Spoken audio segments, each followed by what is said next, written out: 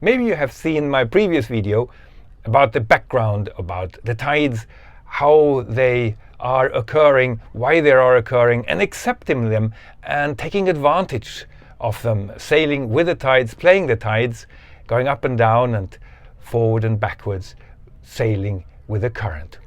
Here we will now take a look on the charts and the books and the almanacs, how they define different figures and how they use the different names, so you can read the information correctly and see if you can get into some harbors and get a grasp of what they mean by drying heights and depth and height of tide and mean high water spring and all these words that you need to understand before you can go further and do some calculations.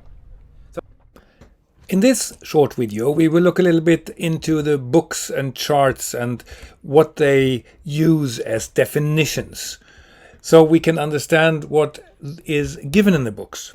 Because you need the books and charts when you do a passage plan. But the passage plan for tidal sailing goes like this. So first of all, use paper charts. So you can do an overview approximation. How long does the day take? Where do I want to go? Does it make sense? And then you have to decide when you leave. Should I leave when it's high water or should I leave when it's low water? And if you should leave close to high water if you're sailing with the ebb, and at low water if you're sailing with a flood. So that's good to know in which direction the flood and the ebb goes. And remember, there are some places like the Irish Sea, it depends on where you are and it changes in the middle. Very interesting places actually. Thereafter, step 3, you use the reeds and to check tidal gates. Tidal gates is something that prevents you to go at any time. Can I sail at any time? Check the minimum depth. Can I go over? Are there any shallows that I can only go at high water? Are there any bridges where I can only go at low water?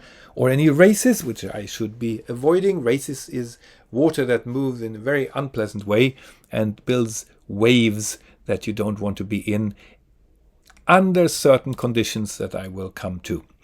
The best time to go over races is when the water doesn't move, slack water. So if you're really careful and you're not so used to tidal sailing, by all means, then take a time, pick a time, so you sail over the races at slack water when the water does move, or avoid them completely. And now, what also is important is the weather, of course. I like the synoptic weather charts. You can also use an app, of course.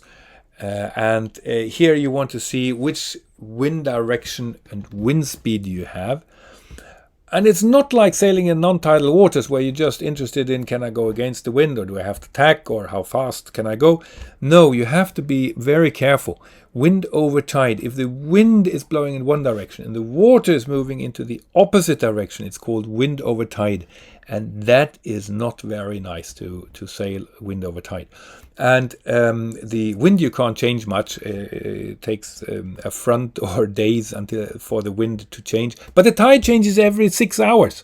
So if you want to have nicer waves, then sail at a time, even if you have countercurrent, maybe, when the wind and tide are going the same direction. Best thing is, of course, wind from behind and tide with you. That's how gentlemen sail.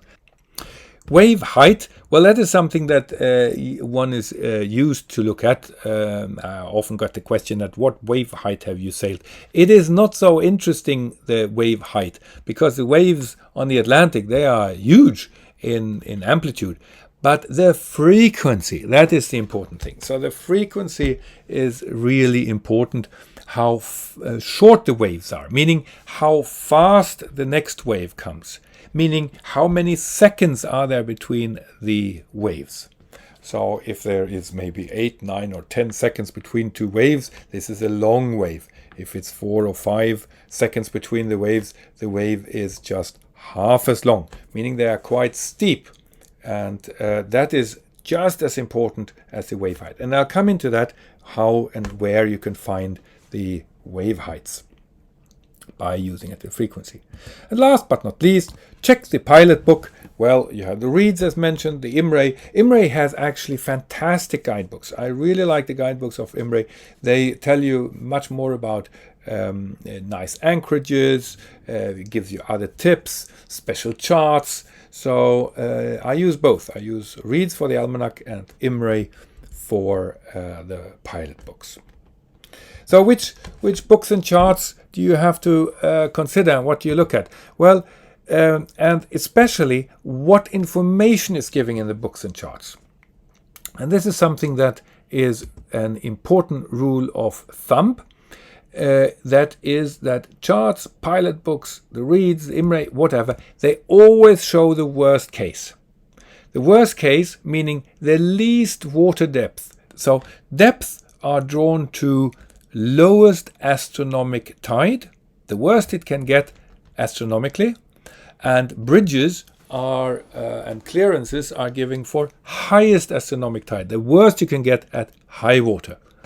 Astronomic tide, meaning that we have some other influences as well, which I will come to, which also influence the water depth and the height. And these you have to take into consideration as well. So you need to have some extra, tolerances here.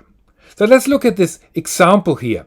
So with a 2-meter draft, can I get in here? So in Norderney, it says it's dredged to 1.7 meters. So if you don't know anything, you don't go in there. But with 2-meter drafts, and you know a little bit more about tidal sailing, can we get in here or not? So we need some more calculations, because otherwise all these harbors would be closed. So what is happening?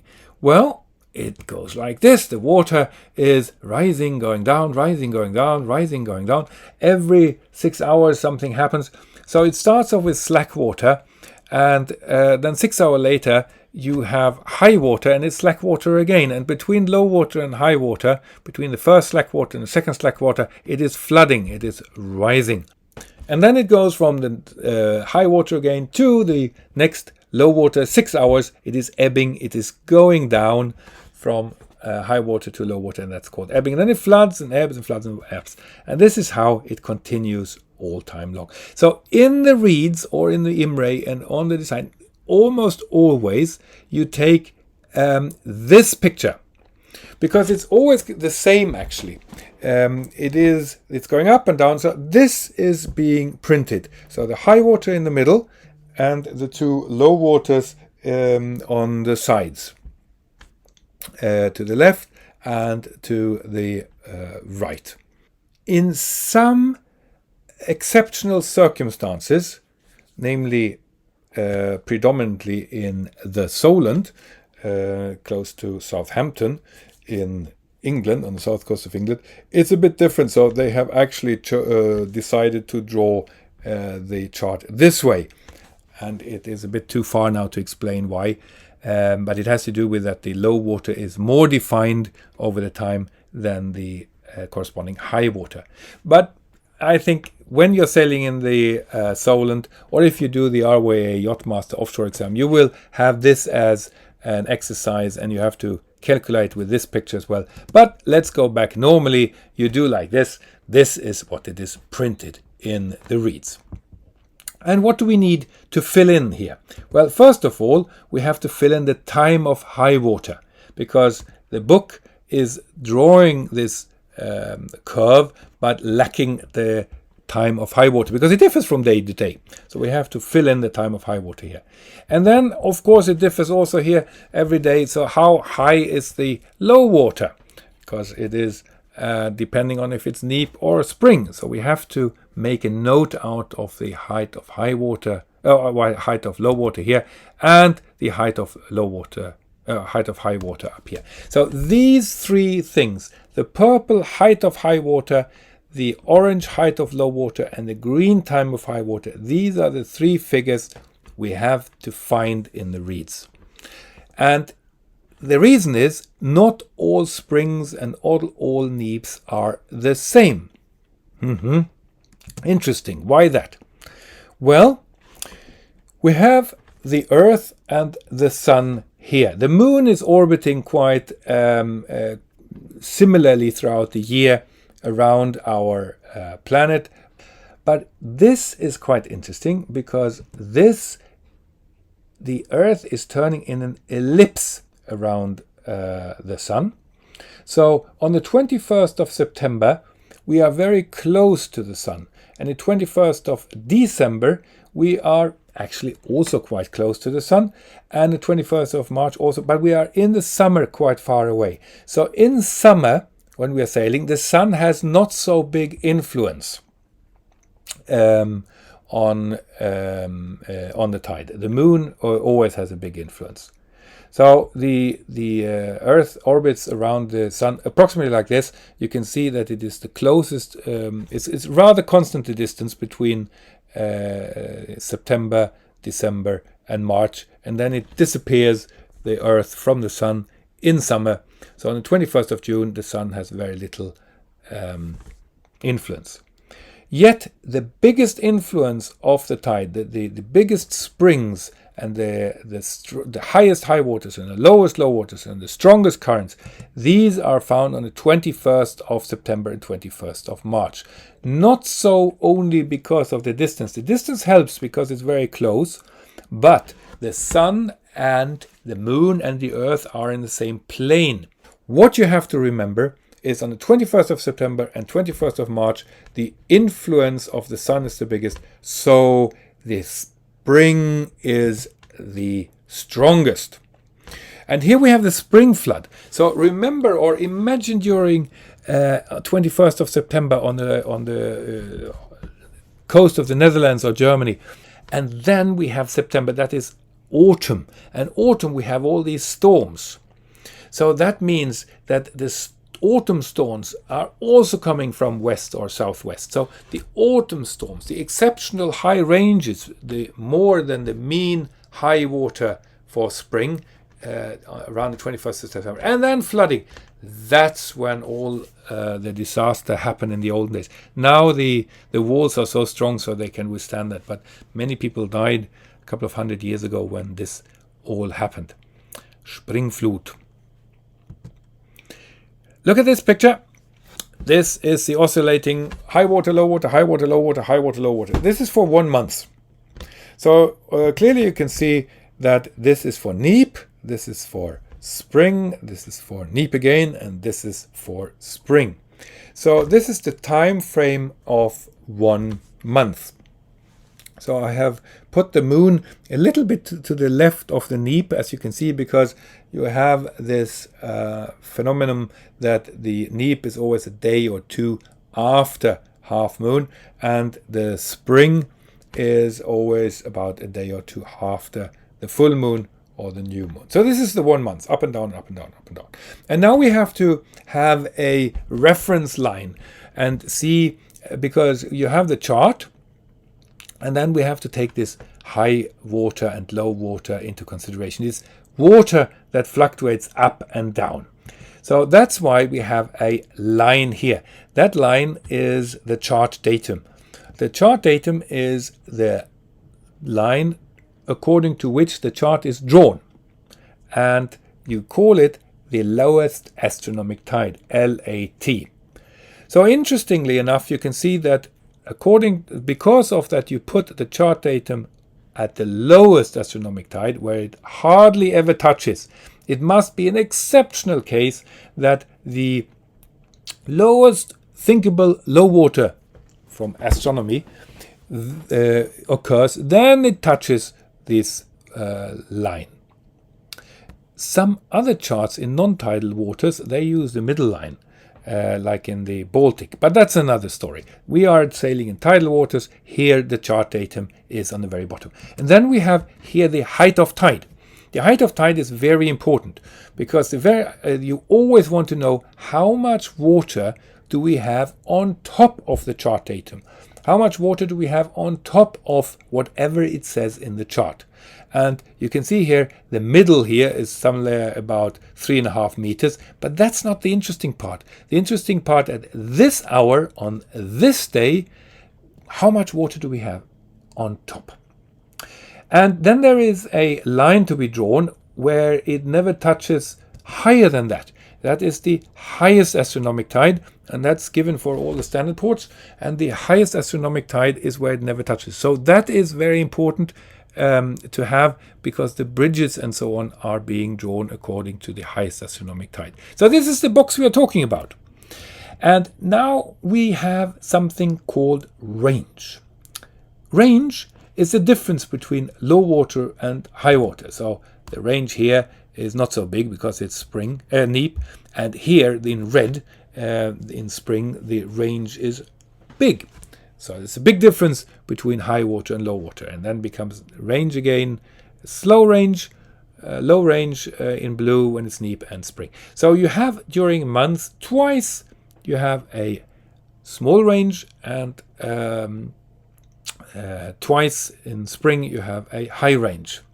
So if you look at these lines, these are quite important to see. Here you can see that not all blue high water lines are the same, and not all blue low water lines are the same. And the same with the red ones. The red ones, a spring is not always the same spring, and that has to do with the what I said, that the distance between the sun and the earth, but also if the moon and the sun and the earth are all in the same plane, so they're pulling in the same direction. So what you do here, you take all the red high water lines you ever can find, and then you take an average.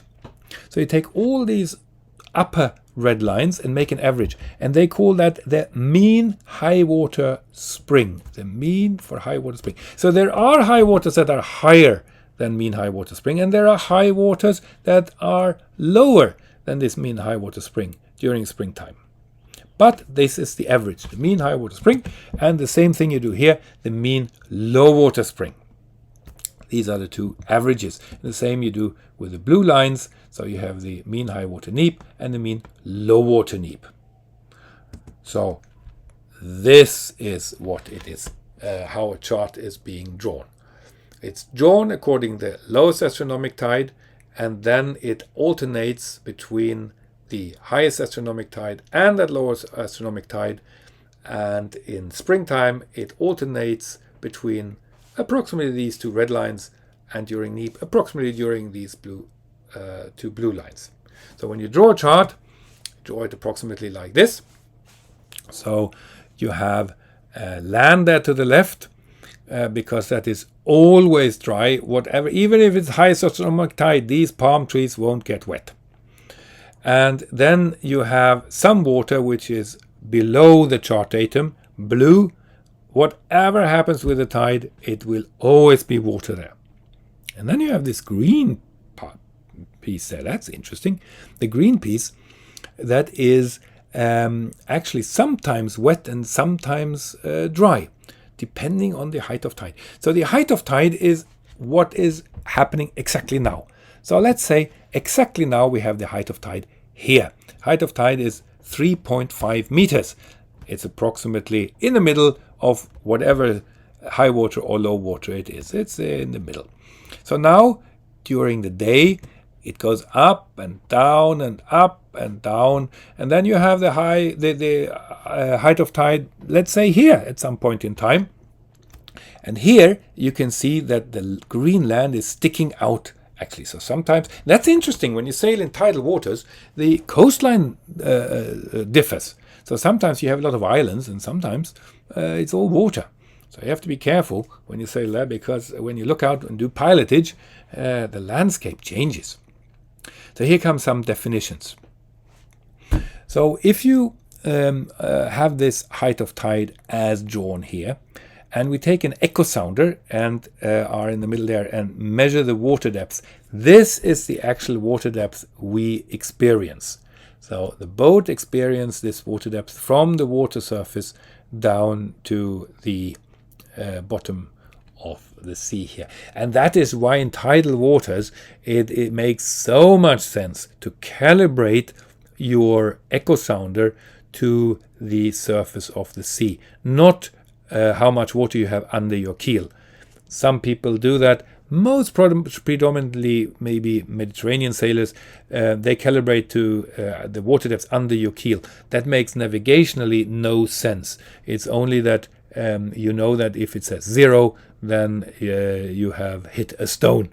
In my case, when it says 2 meters, I know that I have hit a stone. But I don't want to hit stones. For me, actually, the depth sounder is there to navigate. So that's why you should calibrate your depth sounder to the water level so you can measure the actual water depth.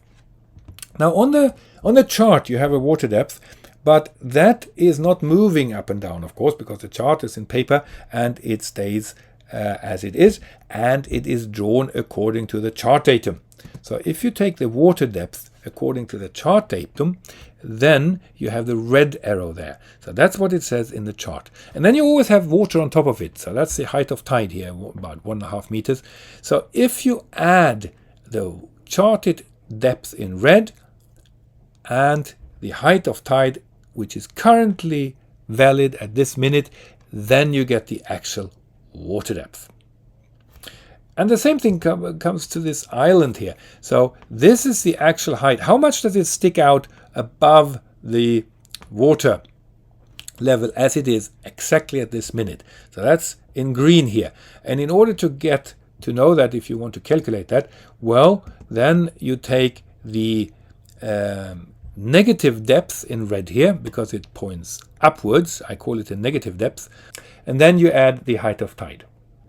It's always drawn as worst case. So look at the clearance when you have electrical cables or bridges or whatever, and you need to go under. And in tidal waters, with a 20 meters mast, you could never go through somewhere where it says 16 meters. Yes, you can, if you then sail at low water, of course. But how much low water do you need?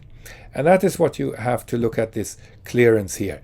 This clearance, that is the height you have from the water up to the hazard, the bridge or the electrical cable.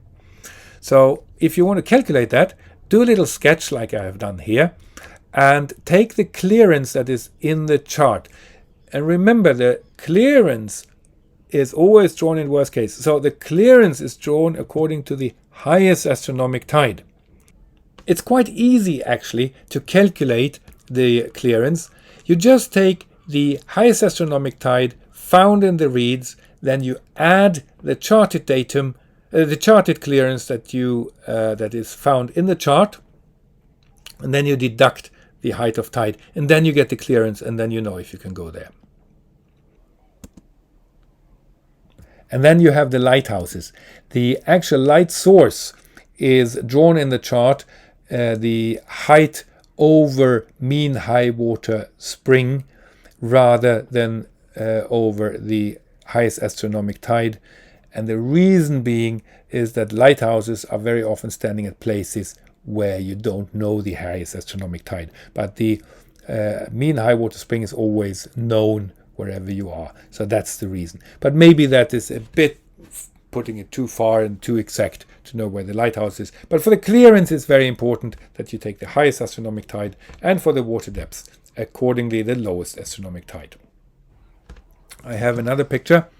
It looks like this. So in this fantasy place, Endall Bay, drawn in the RYA chart, you can see that the green parts, they are above lowest astronomic tide, but below mean high water spring. That is the area which is drawn green, and it is defined as a coastline when the water is always above mean high water spring. So also the green part is drawn like the lighthouses according to the mean high water spring and not the highest astronomic tide, because this is not known at all places. But it's not that important. This is just nice to know. But the important thing is that you have some water which is always always wet, so to speak, and then some green parts which are sometimes wet, sometimes dry. Well, back to our question. What is the minimal depth here on the 16th of November 2022? That's where we want to sail into Norderney. And remember, we had a depth according to the chart datum of 1.7 meters. So the question we had is, what is the minimal height of tide today? So the height of tide at low water. If we can check that, then we know if we can go into Norderney at any time. Well, look at Norderney. Norderney has no information, unfortunately, about their own height of tide, but they refer to the standard port Helgoland. So Helgoland is the standard port for Norderney. So please look at Helgoland. So look into the book to the left, and then somewhere in vicinity of Norderney, the standard port Helgoland pops up, and then you can see what height of tide we have there. And when you have found Helgoland, Norderney is not, of course, identical to Helgoland, just as the daughter is not identical to the mother, but they are related.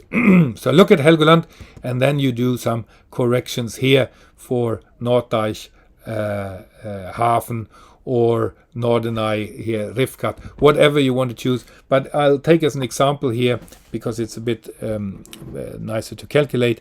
Norddeich Hafen, here we have a correction to be made. So at mean low water neap, you have to add 0.1 meter, and at mean low water spring, you also have to add 0.5 meters. So that means that whatever Helgoland says, for Norddeich Hafen, you have to add 0.1 meter. Okay, we'll remember that. So it doesn't matter if it's mean or spring here, always add this for Helgoland. So look up Helgoland. So we'll change the page and look at Helgoland here. So we can see that at 0404, that's the time, 4 minutes past 4 o'clock in the morning, you have a height of tide of 3 meters, and at 10:52 you have 1 meter, 16:44 you have 2.7 meters, and at 23:07 you have 1.1 meter. It's half moon and it's a Wednesday, you can see there. Half moon means it's close to neap, and that's also why I have chosen this date, because I wanted to show that the differences between high water and low water is not that bad. So the high water is only between 2.7 and 3 meters.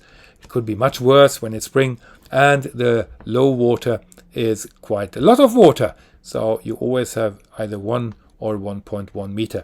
So if you then take this 1 meter from there at 10:52, you add the 0.1 meter for Norderney, that's the correction for Norderney, you get 1.1 meters as a height of tide. My God, you have always 1.1 meter above whatever it says in the chart. And in the chart it says 1.7 meters. And you can add the 1.1 meter. You have 2.8 meters here at worst case. So just go in anytime and pick a nice current that takes you in. Beware of tide over or wind over tide, because that can be quite dangerous here during between these islands. And pick a nice day and go in there on this 16th of November at any time. So that was a lot of theory, wasn't it? Oh, maybe you have already switched off a lot of theory. Let's do it hands-on. So in the next video, I will now show you hands-on how you do this by using the Regina Sailing template, by wanting to go into Belle-Île in Bretagne. It's a wonderful little village, and that is not so easy because you can't go in there at every tidal height. So the next video will be much more hands-on, using the template, going 1, 2, 3, 4. But I think it's very nice to know how the tide is flooding and ebbing, and what points there are in Europe that are where the water is going one or the other direction. So hopefully see you in the next video, and thank you for listening to this one.